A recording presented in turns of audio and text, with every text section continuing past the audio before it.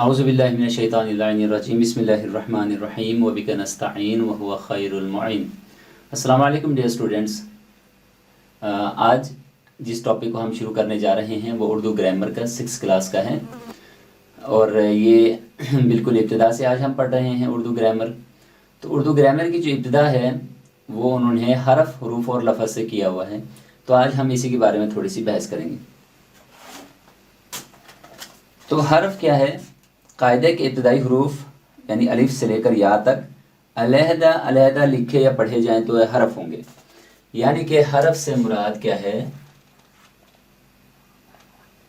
हरफ कहते हैं अलिफ से लेकर ये तक के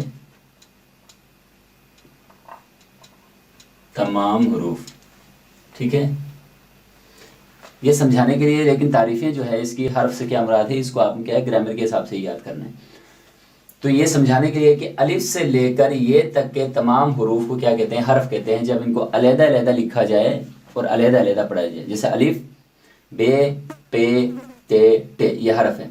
ठीक है, अब उर्दू के जो हरूफ तहज्जी हैं इनके टोटल जो तादाद है वो 37 है। 37 इसके हरूफ हैं और ये अलहदा अलहदा, और जब इनको पढ़ा जाता है तो ये हरफ कहलाते हैं। अब ये हरूफ कब बनते हैं?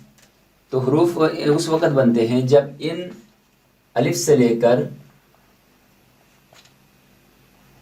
हरूफ, ये अलिफ से लेकर ये तक के जो हरफ हैं इनको जब मिलाया जाता है, जैसे अलिफ, नून, गाफ, वाव, रे, ये हरूफ हैं।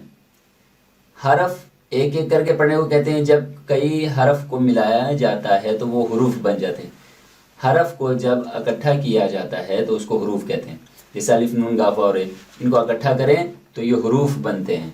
ठीक है, अभी हम इसको जोड़ के नहीं लिखेंगे क्योंकि सिर्फ आपको समझाना हरूफ के बारे में। हमने एक क्या किया है, ब्रैकेट में इनको जमा कर दिया क्योंकि इससे एक लफ्ज़ बनता है, इसलिए मैंने कुछ हरूफ यहाँ पे जमा किए हैं। हरफ को उठाकर, हरफ में से कुछ हरूफ उठाकर एक जगह रखे जाएं तो उसको हरूफ कहते हैं। और ग्रामर के हिसाब से है कि हरफ की जमा हरूफ है और मुख्तलिफ हरूफ को मखसूस तरतीब से बाहम मिलाने पर लफ्ज़ बनता है।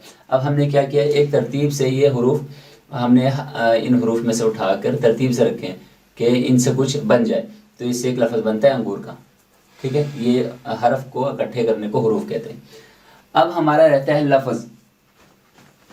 जब हरूफ तहज्जुद को मखसूस तरतीब के साथ हम इकट्ठा करके कहीं लिखते हैं या फिर मुख्तलिफ हरूफ को मिलाने के बाद जब हम इसको पढ़ते हैं तो उस वक्त क्या बनता है? ये लफ्ज़ बनता है।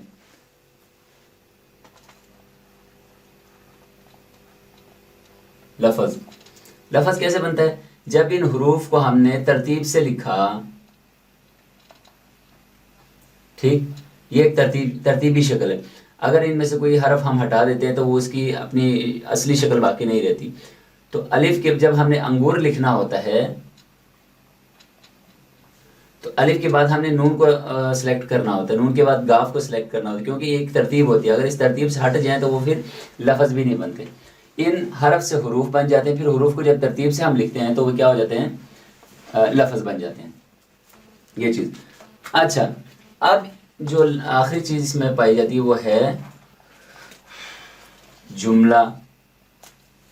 ठीक है, हरफ से हरूफ बनते हैं, हरूफ से लफ्ज़ बनते हैं और लफ्ज़ से क्या बनते हैं? जुमले। जुमला कैसे बनता है? हरफ से जब हमने तरतीब से कुछ हरूफ इकट्ठे किए तो हरूफ बन गए। हरूफ को जब हमने तरतीब से लिखा और पढ़ा तो वो लफ्ज़ बन गया। अब इन अल्फाज जो हैं, अल्फाज को जब हम उठा कर तरतीब से लिखेंगे तो वो क्या बनेगा? जुमला बनेगा। अब देखें, लफ्ज़ में हमने अंगूर लिखा, अब फिर कुछ हम हरूफ जमा कर लेते हैं, काफ, हे, टे, बड़िए, तो क्या बना? खट्टे। ठीक है, इनको जब हमने, अब ये एक लफ्ज़ है, ये एक लफ्ज़ है, हे, ये नून गुना क्या बनता है? हैं। ठीक है, अब जब हमने कुछ हरूफ को जमा किए तो लफ्ज़ बन गए। अब इन लफ्ज़ को जब हम तरतीब से लिखते हैं, जैसे ये एक लफ्ज़ बन गया था, انگور. اب اس لفظ کو ہم نے اٹھایا کھٹے، اس لفظ کو اٹھایا ہے تو کیا بن گیا؟ ایک جملہ بن گیا. ٹھیک ہو گیا. حرف سے حروف بنتے ہیں، حروف سے لفظ بنتے ہیں، لفظ کو جب اکٹھے کیا جاتا ہے تو جملہ بنتا ہے. یہ اردو گرامر کا ایک جو ابتدائی طریقہ یہی ہے. اس کے بعد لفظ کی کچھ اقسام ہیں.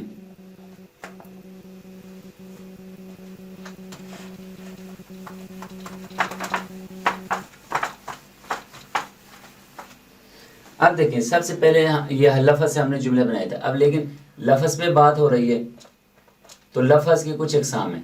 ٹھیک ہے. لفظ کی کتنی اقسام ہیں؟ 2 قسمیں ہیں. کون سا ہے؟ کلمہ محمل. کلمہ اور محمل لفظ کی 2 قسمیں ہیں. یعنی انسان جو بھی آواز اپنے منہ سے نکالتا ہے اس کی 2 قسمیں ہی ہوتی ہیں. منہ سے جو بھی لفظ نکالتا ہے 2 قسمیں ہوتی ہیں، یا وہ کلمہ ہوتا ہے یا محمل ہوتا ہے. اب دیکھنا ہے یہ کہ کلمہ کس کو کہتے ہیں اور محمل کس کو کہتے ہیں، کہ انسان جو لفظ ادا کرتا ہے ان میں سے کون سے لفظ وہ کلمے کے طور پر ادا کرتا ہے اور کون سے لفظ محمل کے طور پر ادا کرتا ہے. تو کلمہ اور محمل کے بارے میں جو گرامر میں اس کی تعریف کی گئی ہے وہ یہ ہے ایسا لفظ جو بامانی ہو. ٹھیک ہے. یعنی کوئی بھی لفظ، جیسے میں بولتا ہوں پانی، گلاس. ٹھیک ہے. یہ وہ لفظ ہیں جس کا معنی ہے. یعنی پانی کہنے سے ہمارے ذہن میں کیا آتا ہے؟ وہ پینے والی مایع چیز آتی ہے. گلاس کہیں تو ہمارے ذہن میں ایک ایسا سانچہ آتا ہے جس میں پانی کو ڈال کر پیا جاتا ہے. یعنی لفظ کے بولنے سے اس کے خارج میں جو چیز پائی جاتی ہے اس کا معنی ذہن میں آ جائے، اس کو کلمہ کہتے ہیں. یعنی کہ لفظ ایسا ہو جس کا وجود بھی ہو، باہر جو ظاہری دنیا ہے اس کے اندر اس کا وجود بھی ہو، اس کو کہتے ہیں کلمہ. تو محمل اس کا بالکل الٹ ہو جائے گا پھر. یعنی ایسا لفظ جس کا دنیا میں کوئی وجود ہی نہ ہو، یعنی لفظ ہو لیکن اس کے لیے خارجی طور پر کوئی شے پائی نہ جائے، اس کو محمل کہتے ہیں. جیسے پانی کے لیے ہم بولتے ہیں، پانی کے ساتھ ہم کیا بولتے ہیں؟ ایک لفظ بولتے ہیں وانی. Glass, glass. ٹھیک ہے. پانی سمجھ میں آتا ہے لیکن وانی کے لیے کوئی کیا ہے؟ خارجی طور پر کوئی چیز موجود نہیں ہے. پانی کے لیے ایک چیز موجود ہے جسے ہم پیتے ہیں، نہاتے ہیں، وضو کرتے ہیں وغیرہ، لیکن وانی ٹائپ کی کوئی چیز دنیا میں موجود نہیں ہے. تو اس کا مطلب ہے یہ محمل ہے. لیکن محمل کی تعریف پہلے یہ دیکھیں کیا کہتے ہیں، کہ ایسا لفظ جو بے معنی ہو، جس کا معنی جس کا کوئی معنی ہی نہ ہو، جس کی کوئی چیز سمجھ میں ہی نہ آئے. یعنی کہ دنیا میں جس چیز کا وجود ہی نہیں ہوگا اس کی تو ہمیں سمجھ نہیں آئے گی. تو اس لیے ایسے الفاظ جس کو کوئی معنی نہ ہو تو اس کو کیا کہتے ہیں؟ محمل. پانی کا تو سمجھ میں آتا ہے، پانی کا سمجھ میں نہیں آتا. گلاس کا سمجھ میں آتا ہے، گلاس کا سمجھ میں نہیں آتا. تو کیا ہو گیا؟ لفظ کی 2 قسمیں ہو گئی. ایک جس کی چیز سمجھ میں آئے وہ کلمہ ہوتا ہے، اور جس کی سمجھ میں نہ آئے وہ محمل ہوتا ہے. ٹھیک ہو گیا. یہ ہوگی لفظ کی 2 قسمیں. اب یہ جو کلمہ تھا، ہم نے جو ابھی کلمہ پڑھا ہے یہ والا، اس کے 2 حصے بنتے ہیں آگے. یہ کلمہ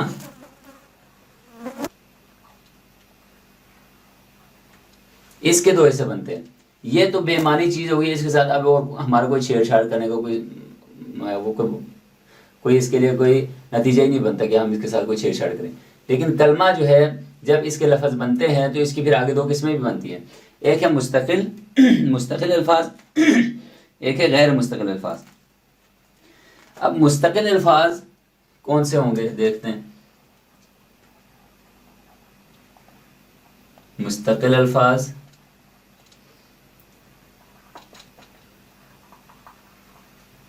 غیر مستقل الفاظ. اب یہ مستقل الفاظ کیا ہوتے ہیں اور غیر مستقل الفاظ کیا ہوتے ہیں اس کو سمجھتے ہیں.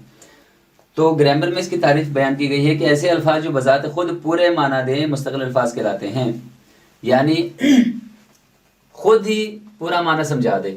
جیسے ہم کہیں رات، تو اس چیز سے کیا ہے ہمیں سمجھ میں آتی ہے کہ بندہ رات کے بارے میں بات کر رہا ہے، دن کے بارے میں بات کر رہا ہے. بھوک، پیاس، یہ چیزیں ہیں جو خود اپنا معنی رکھتے ہیں. یہ چیز آپ کو اس وقت بالکل کلیئر ہوگی جب آپ غیر مستقل کو سمجھیں گے. مستقل الفاظ جن کا اپنا معنی ہو، جو معنی رکھتا ہو، بذات خود ایک لفظ ایسا ہو جو معنی رکھتا ہو۔ غیر مستقل الفاظ، اب دیکھیں ان کا معنی پایا جاتا ہے، ٹھیک ہے، یہ بھی اسی کے قسم میں سے آ گئی۔ اب غیر مستقل الفاظ جن کا بذات خود اپنا معنی نہ ہو، ٹھیک ہو گیا، جو خود معنی نہ دیں بلکہ اپنے معنی دینے میں کسی اور کا محتاج ہو، وہ کون سے الفاظ ہیں؟ جیسے نے، کو، پر، سے، یہ لفظ کلمہ ہیں، سے ان کے معنی سمجھ میں آتے ہیں، لیکن یہ پورا جملہ نہیں ہے، مطلب اس سے بات پوری طرح واضح نہیں ہوتی۔ اس سے بات کب واضح ہوگی؟ جب کچھ مستقل الفاظ کے ساتھ اس کو شامل کیا جائے گا تو اس کی بات پوری طرح واضح ہو جائے گی، لیکن اس کا اپنا معنی بھی ہوتا ہے، اس لیے یہ کلمہ میں شامل ہے، ٹھیک ہو گیا۔ اب اسی طرح پھر دوبارہ دیکھیں، لفظ کی دو قسمیں ہیں، کلمہ اور محمل۔ کلمہ وہ لفظ ہے جس کی بات جو ہمیں سمجھ میں آ جائے، جیسے پانی گلاس، اور محمل وہ ہے جس کی جو بے معنی کیا ہو لفظ ہو، جس کا کوئی معنی نہ ہو، جس کی سمجھ میں نہ آئے، جیسے وانی اور ولاس، پانی وانی، گلاس گلاس، ان کی سمجھ میں آتی ہے، ان کی سمجھ میں نہیں آتی، یہ محمل ہو گئی۔ اب جن کی سمجھ میں آتی ہے ان کی دو قسمیں ہیں، ایک ہے مستقل الفاظ، ایک غیر مستقل الفاظ۔ مستقل الفاظ ان الفاظ کو کہتے ہیں جن کی بالکل سمجھ میں آ جائے ہمیں کہ بندہ اس چیز کے بارے میں بات کر رہے ہیں، لیکن غیر مستقل الفاظ یہ ہے کہ جس کا اپنا کوئی ذاتی معنی نہ ہو بلکہ محتاج ہوتا ہے، وہ مستقل الفاظ کا محتاج ہوتا ہے۔ ان کا اپنا معنی ہے لیکن یہ پورا معنی نہیں دے سکتے جب تک کیا ہو، جملے میں نہ آ جائے، ٹھیک ہوگی۔ یہ ان کی کتنی قسمیں ہوگی؟ لفظ کی دو قسمیں اور کلمے کی دو قسمیں، ٹوٹل 4 قسمیں ہوگی۔ یہ آپ لوگوں نے اچھی طرح یاد کرنا ہے۔ تو انشاءاللہ اس کے باوجود بھی اگر آپ کو کوئی مسئلہ پیش آتا ہے تو آپ ہمارے ساتھ کمنٹ کریں، انشاءاللہ ہم آپ کو ان کا سولوشن پیش کرنے کی بھرپور کوشش کریں گے۔ اللہم صلی علی محمد و آل محمد۔